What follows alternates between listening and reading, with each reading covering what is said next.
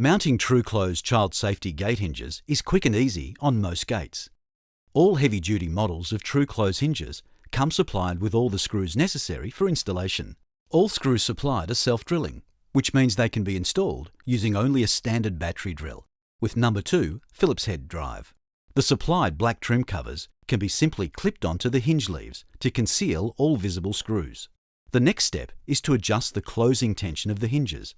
Take a large bladed screwdriver and depress the internal adjuster and turn anti-clockwise to increase tension until you obtain suitable gate closing speed. Optional metallic brushed or chrome trim covers are available through your supplier.